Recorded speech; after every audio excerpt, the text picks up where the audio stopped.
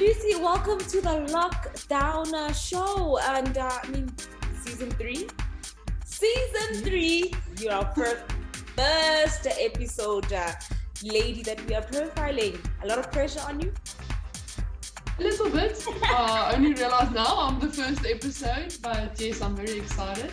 And I can't wait what questions you ask for me. So, are you home right now? What's happening? How's your day looking today? What have you been up to? So, currently I'm in Potchefstroom. I'm studying pharmacy.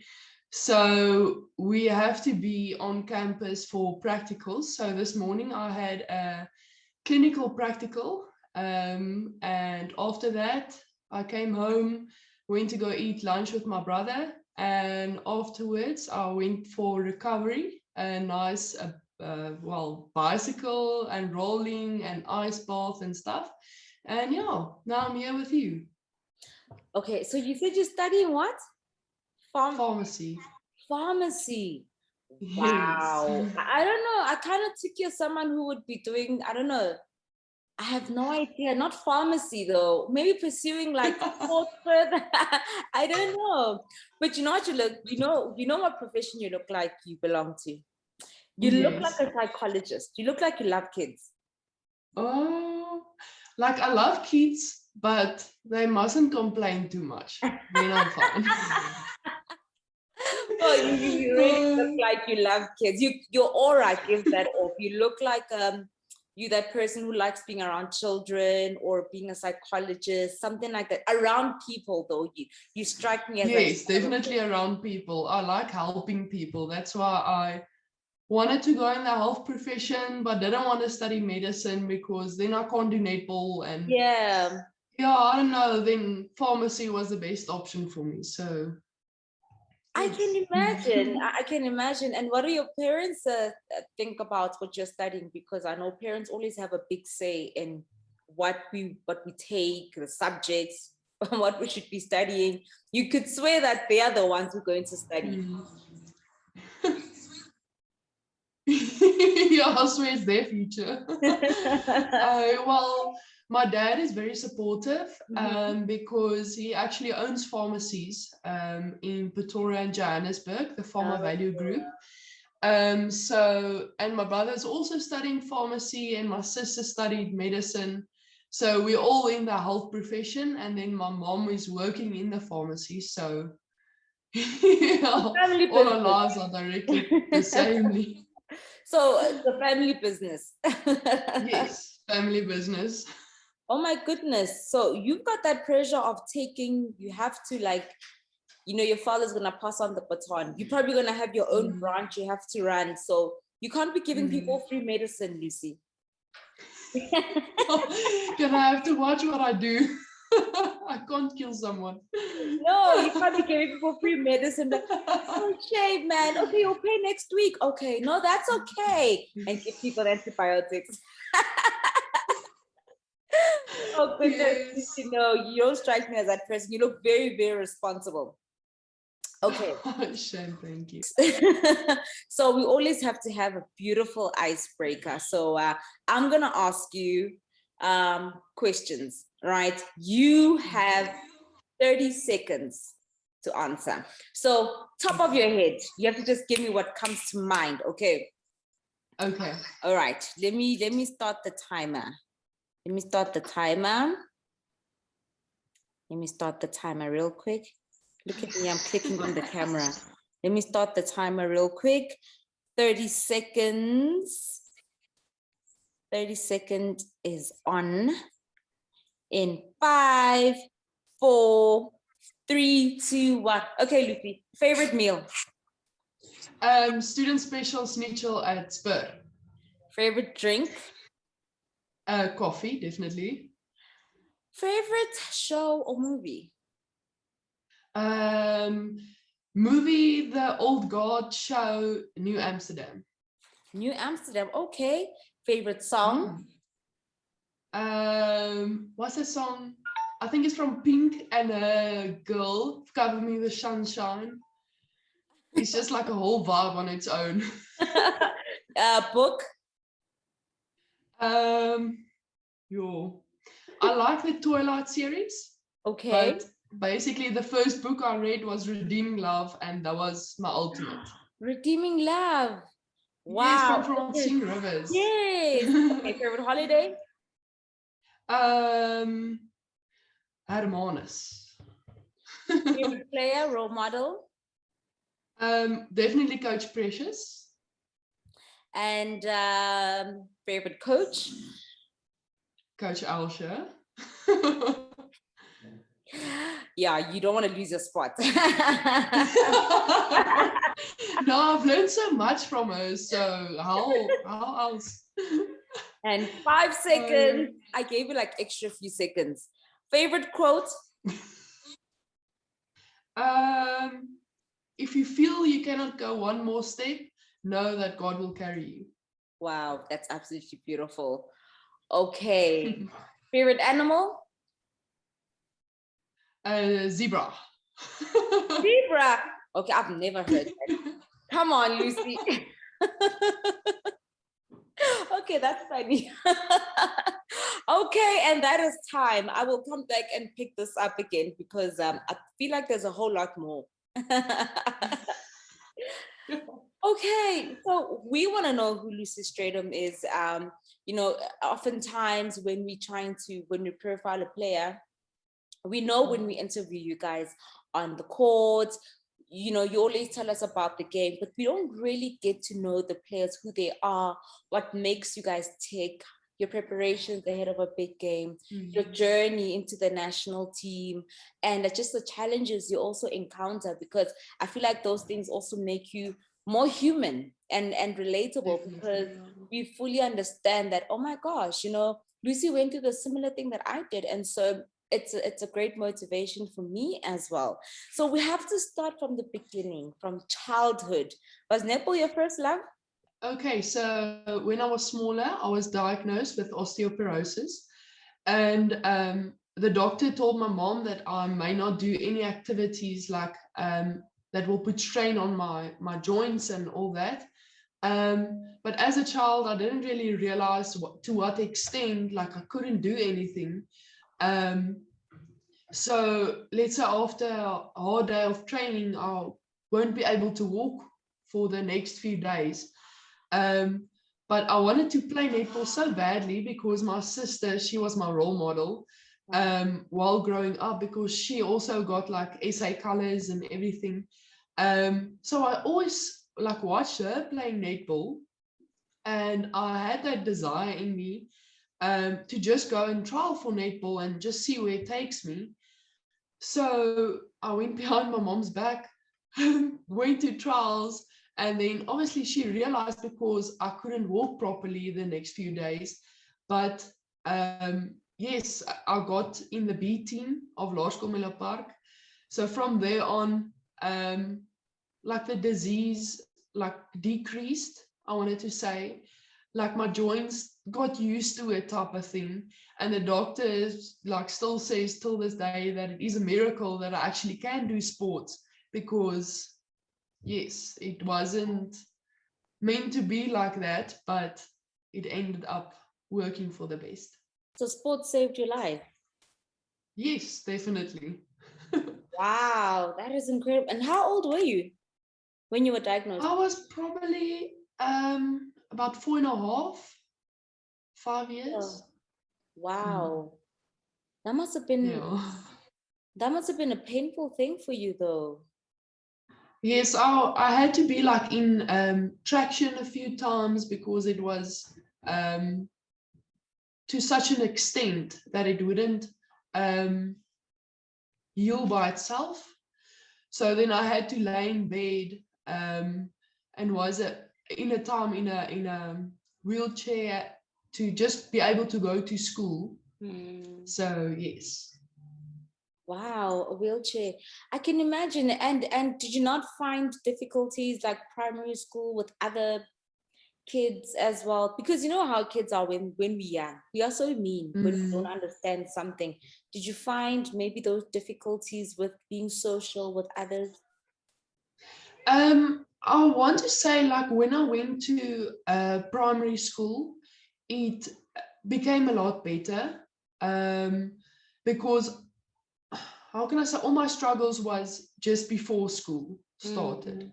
So before I was 6 years old, everything happened to me. I had the like bad news, and but I had a family friend that like supported me as well, and she understood, and always she was by my side. And yeah, so it was difficult, but yeah, at least we got through it.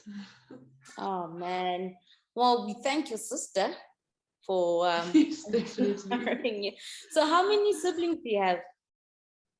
So I have a brother that's 2 years older than me, and I have a sister that's 7 years older than me. So okay. All right, so two So girls I'm and the one. youngest of three. No, don't worry, because I have three older brothers and I'm like the last. Yeah, I don't have yeah, you have to be protected. I don't have sisters. That's why they name me Mbali, because Mbali means flower in Zulu. So it's like Aww. the flower, the rose amongst the thorns. Oh, the rose amongst the thorns. So don't worry, I totally relate. These are like lost born jokes. Yeah, no, definitely. And how's the relationship in terms with your parents and home, growing up? And yeah, so what did you do when you were at home? Where's home, firstly? Okay, so I grew up in Pretoria, and I went to Laerskool Park and also Hoërskool Park. Yeah, now my relationship with my parents are actually quite nice. My brother is very protective, I want to say. So if we fight most probably about him trying to protect me. But like we're staying in a flat together now in Potchefstroom. So he's like my best friend. And I don't know how I would have studied firstly pharmacy, and be able to just like be myself without my brother, because he also helped me grow up as a child. So yeah. And friends, are you so close with your friends? Because one thing that I know, the more successful you become in life and the more opportunities that come your way, sometimes you don't have the same kind of friends you started off with. So looking at your friends from, I don't know if you had the same friends primary school going into high school. Do you still have those friends now? So I still have that family friend that I told you about. Because we grew up together, we have so much memories together. So when I go back to Pretoria over weekends, maybe, then me and she go drink a coffee or something just to catch up. In high school, we went to the same high school, but we were like in different friend groups. But funny, like I didn't really always have like only sporty friends. Like I had a lot of cultural friends and friends that likes to make music or draw or like other type of stuff, because like I feel like if you the whole time with surround you with the same type of people, you get like a tunnel vision. So I feel it's very important to have other friends and a life besides netball or your studies. Sure. So where are you now? Because you play for the Flames. So which school are you at? Because I know sometimes the players move around quite a bit every year. You know, this time they're playing for the Jaguars, the next time they're in a different province. So where are you based now? In Potchefstroom, so it's in Northwest. Ah, okay. Yeah. And so we need to know your journey into netball and making your way into the Flames as well. You need to take us from the beginning, because you spoke about that time when you went behind your mom's back, even when she was so terrified, and you were barred from doing anything physical, and you're like, you know what, I'm going to do this, which is great, because this is the kind of spirit and resilient spirit you want in a player, that I can do, never die spirit. So take us through that journey. So when you're child and when you went and I started playing netball, your growth and just your journey until you got to the Flames. Okay, so in Laerskool Miller Park, we had like how can I say, the winning streak. Yeah. So our primary school team only lost one game in our whole like primary Wow. school career, I wanted to say. All So those it was years. kind of all those years we only lost one game. Yes. Sure. So in grade 6, we went to essays. So it's the first time we can go to essays. Then we actually had two of my friends had big injuries. Our wing defense tore her ACL. Oh. And we finished the semifinals, and the evening of the semifinals, our reserve walked into a bedside table when she wanted to go to the bathroom, and she broke her toes. What? So we didn't have anyone like extra because we only went with 8 players.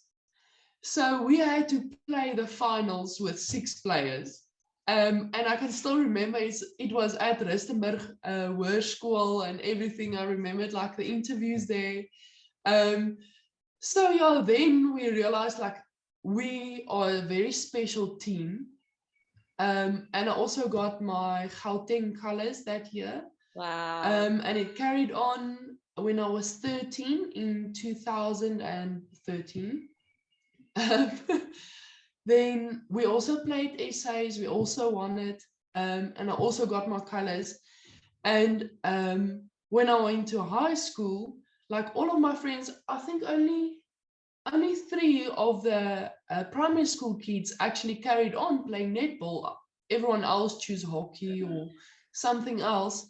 So I was like, okay, this is a new start. We have to refocus and actually train very hard to get the success that we got in the primary school. But I was very fortunate because my coach was also the first team coach at Menlo Park. Yeah. So he like took our team from grade 8 until grade 12, and we actually won all 5 years essays. So yes, I can say like I was very in a fortunate position considering coaches and opportunities that came my way. I was also selected in Gauteng team all 5 years from my high school, and in my grade 11 year, I got selected for SA under 21 under Coach Janine. Mm-hmm. So then we toured to Australia, and that was really amazing. Wow. And I think like Coach Alsha, so when I came to Pick, she told me like, yes, she watched me at the all ages, and she followed me and Kyla, that's also one of the under 21 players, followed us and our journey. And she really wants us to like focus on our netball because she sees a lot of potential in us. So like from the start, Coach Alsha, like she almost as if she showed us what we can become. And then we had to work so hard, like all those small steps. And we didn't like want to, how can I say it? Teleurgestel. We didn't want to disappoint Coach Alsha. Yeah. So like type of for her, we just like kept on going. And me and Kyla, we were like gymming buddies and training buddies, and we were good competition towards each other because we actually both played goal attack at that stage. And she's playing center at the moment, but we were healthy competition to like push each other forward and just motivate each other. So yes, that's why I'm also saying like Coach Alsha is my favorite coach, because if it wasn't for her, I would not have been like as motivated as a player, because I didn't want to disappoint her. Sure. I just got goosebumps, as you were talking about your relationship with her, your friend that you were training with, because that already speaks to me about a coach who knows you more than a player. who understands your temperament, understands, you know, who Lucy is, and you know, what makes you where tick you as come well. from. But it also means a person who genuinely cares about you as a human being, and it just Yes, comes across as definitely. if you have a very strong relationship with her. Yes, yes. Sure. Shame. I mean, when did it click for you with her? Was it your first year? Was it maybe your second year with her? When did it click with you and Coach Alshi? I think more in my second year, so that was last year.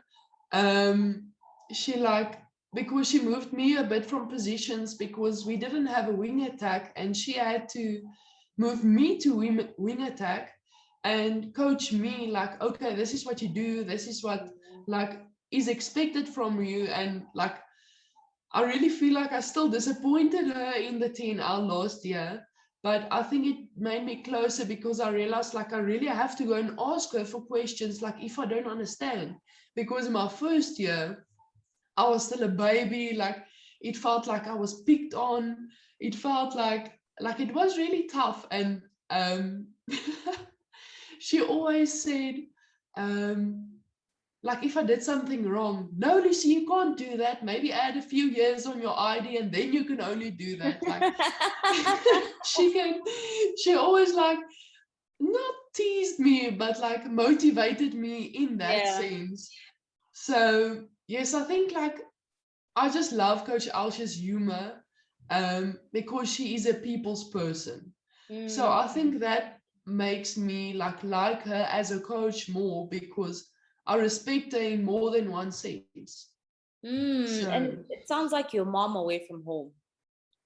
yes, when we're doing flames though, so yeah, when it's flame season.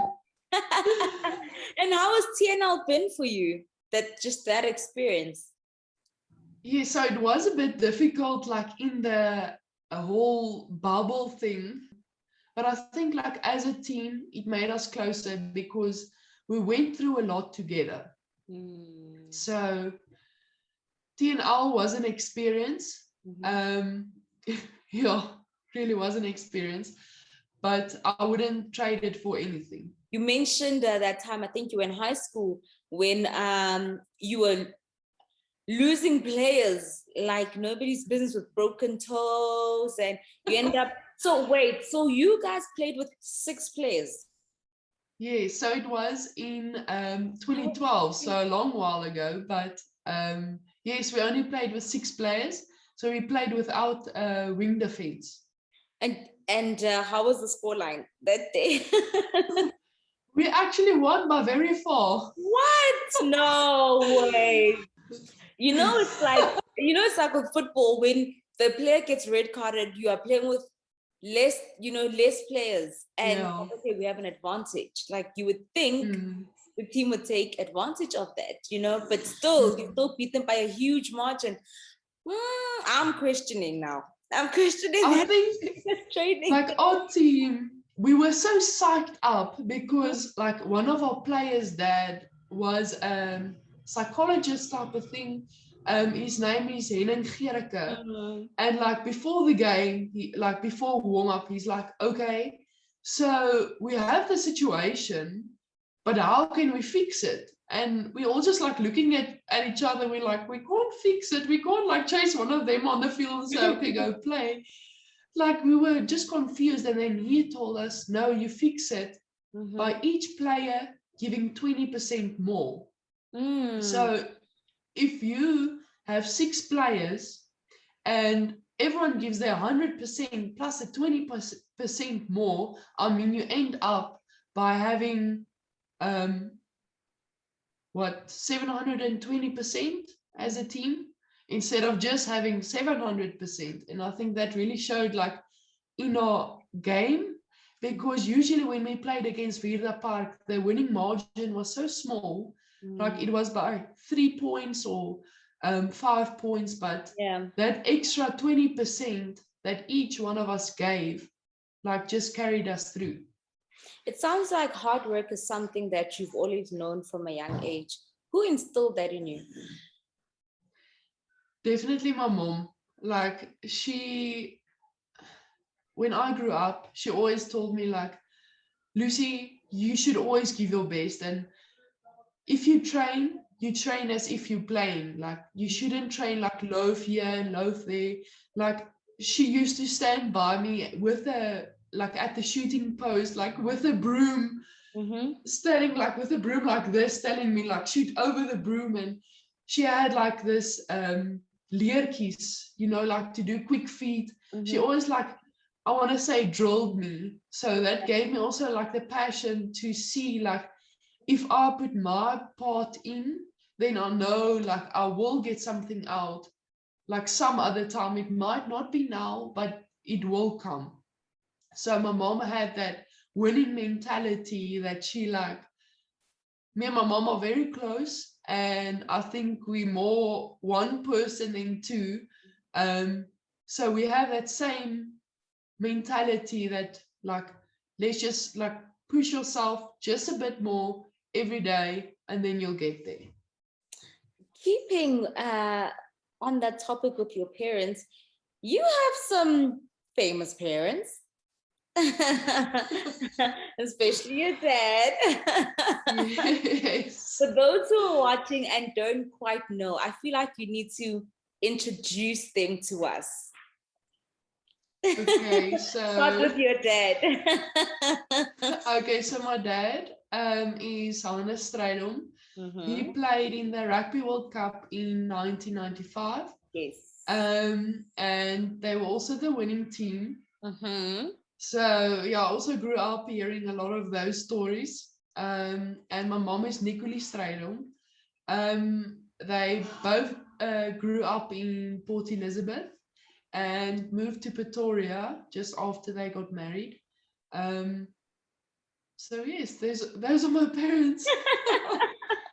So sports has always been in your genes. You could not run away from it. Oh no, definitely not. I think that's why like I was so disappointed when I was younger, hearing that I may not do sport. Yeah. Because it's so like in my genes. Like I couldn't imagine it. So yes. I can imagine. And so having a father figure who is so popular, who won, in 1995, which is huge. We know what that also meant for our country as well at the time. How big are you in terms of rugby? Do you watch rugby? Do you follow? Have you been to a match? Yes. What's your relationship with rugby? So I do like rugby, but it always felt like no one wanted to explain rugby to me because I always like assumed like I know like what's all the rules and what's that. So I had to like get onto it myself. So I do like watching rugby, but more of like a social thing. Like I wouldn't be devastated if my team loses now. I'm shouting for the Lions. Okay. So yes. So I won't be like devastated if they lose, but like I will support them like when they play. Do you have a favorite player in the Lions? No. So what does Sunday look like at your house when you are there, when you're home? What do Sundays look like? So I haven't been like in Pretoria for a long while because of COVID and everything. But like if I look back, we usually like went to church the morning, and then as soon as we got back, like me and my mom started like making the side dishes, and my dad and my brother used to braai, and my sister used to study the whole time. But as soon as like we're done eating, we would sit in front of the TV and just like shout for our team. And at least like we started off as Blue Bulls. But yeah, in my high school years, I was like, no, Lions is my team. So going back to some of these questions that I asked, because now we are approaching towards the end of our interview now. Okay, goal attack and wing attack. Yes. Your favorite position between the two? Goal attack, because I've been playing it now for my whole life, but it was very exciting for me to learn a new position and actually have new goals that like I had to set and focus on in the game. So it feels like goal attack comes more naturally, but wing attack is more like, okay, I feel accomplished, like I have accomplished something if I have a good game. So it is like a bit of both, but my sweet spot is goal attack. Okay, so lastly, your aspirations for the future now. You are part of the baby SPAR Proteas aspirations. We know that there are some players, some of our national team players and the senior team playing in different parts of the world. So your aspirations for your career in terms of netball. Okay, so I'm definitely looking into like if I get a contract maybe overseas or something, like I'll definitely go and play there for a few years. Because it has just always been a dream, and I think any netball player, you sport or netball is seen as a much more professional sport overseas. So to get that, how can I say, game time and all that on that side, and to bring it back to South Africa will be just like a major accomplishment for me. So, but continuing netball is definitely like on my agenda right there. On the card. Yes. Lucy, thank you so much for coming on to this Zoom call, chatting to me. It was so much fun getting to know you. Thank you so much, and all the best for the rest of the year. And hopefully we shall see more of you on the court very, very soon. Thank you, Mbali. I really appreciate it. And thank you for the interview. Cheers. Enjoy your day. Bye-bye. Bye.